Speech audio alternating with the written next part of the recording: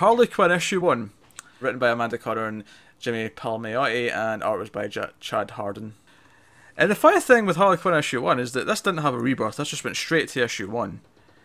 And holy shit, it could have used a rebirth issue, because this basically just continued whatever the previous series was, or at least I'm assuming it did, because I felt like I was thrown into the middle of a run. Yep, because this was Harley Quinn issue 31. You know? Yeah, basically. Because other than Harley, and I guess Poison Ivy, who's in the first few pages, I had no idea who anyone was. Me neither. I didn't know why the guy had tools as his thought bubbles, or speech bubbles, rather. I don't know why there's a guy with a Danzig tattoo. And I don't... This is... I know you didn't like this book more than I didn't like it. Yeah. But how you felt about Suicide Squad is how I feel about this. Is the people that are going to keep reading this, I think, are already invested. Because this is not a good jumping on point. Oh, no, sure. I mean, if you like the previous 30 issues, I think it's the same team, or at least the same writers as at least the last batch of issues. So, like, if you like that, I'm sure you'll continue liking it, and that's fine. Great, you've got it. I have no interest in taking it away from you. It's not like if this was like, I don't know, Batman or Nightwing or Supergirl, like, I'd be annoyed because I want one that I like. With Harley, I don't really need a Harley book, so yeah, sure, have your Harley book and enjoy it. I'm not going to take it away from you. But I also...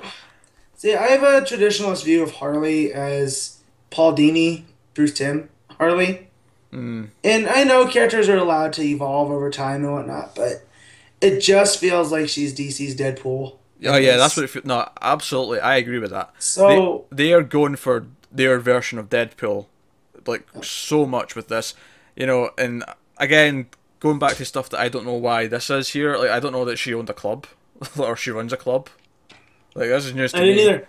Last I heard, she was on a roller derby team, and they show up, you know. But here she's running a boardwalk in Coney Island, and has a wax museum, and has a what else was there? A burlesque theater. Yeah. Like it's so quirky. Like it needs to be wearing a fedora hat and drinking a craft beer. You know. You know, it's just so, like, I first and foremost, I had actually trouble getting through this. There was a point maybe about 8 pages in where I was like, oh god, how much of this is left? And I checked like what page I was on. I was like, oh my god, I'm not even halfway. Like that was how I felt reading this. Like I was struggling to get through the pages. I felt like there was so much like dialogue, and I wasn't really enjoying the dialogue And yeah, it doesn't really feel like Harley, at least not the Harley that I know. Like, and I'm not, yeah, again, it's not like characters can't evolve, but, like, she has this weird moral code now, whereas, you know, to me, Harley is insane. Right. And is quite happily to kill people, you know, like, I don't know, I just, like, if you like this book, then great, that's fine. I had, like, there was only one moment in this entire book I liked. There was one joke that made me smile. Which was? It was the alien landing and thinking the cows must be the head of the planet because they have 4 legs. And then the farmers or whatever, the cattle, ranchers come to mince them and kill them for beef. And just the aliens' horror of going, oh god, what's happening? Oh my god, no! And that being the cause of the zombie outbreak. Yeah. That made me laugh. Just the alien being like horrified that he's been murdered. What they're doing to the cows. Yeah. And then he's next in line because he took the wrong form. Yeah. So that made me laugh because that was so outrageous. But that was completely standalone. That could have been in anything almost. Yeah. Yeah, well, I mean, that was the origin of the Skull Kill Crew from Marvel in like the 70s, 80s. Is there was a stupid story where they had tricked these Skrulls into being thinking they were cows, so they shapeshift, and then those cows get turned into hamburger meat, and these people eat them and end up with superpowers. Okay, we're talking like 70s, 80s, not... Wally. Yeah, the 2010s. So it's like, All right, cool. I guess if you like this book, great. I'm happy for you, but uh, this is my first and last foray into this, unless I see her don the black and reds with the jingle bells on them. Um, mm, there's even a guy who shows up in this that looks like Deadpool. Yeah, he's the toolbox guy. That's right. Yeah, he's the one who's all his speech bubbles are in toolbox shape. Yeah. Which I'm sure there's a reason for it, but I don't care enough to know what the reason is.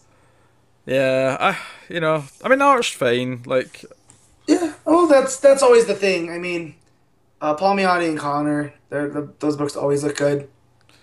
yeah, So I don't know. To me, Harley's voice just wasn't there. I didn't hear Harley's voice as I was reading this.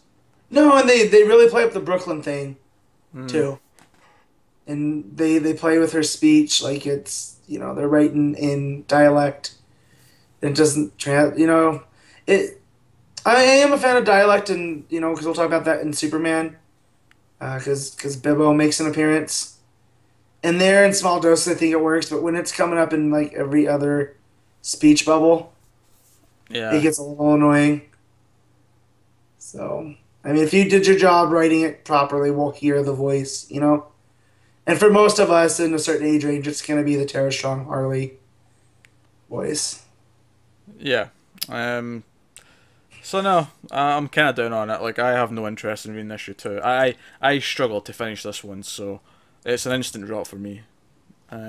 I dislike this more than Red Hood Rebirth. Poof. Well, So that's heavy. I hate to be harsh, but Yeah. just not for me. If you like it, then great.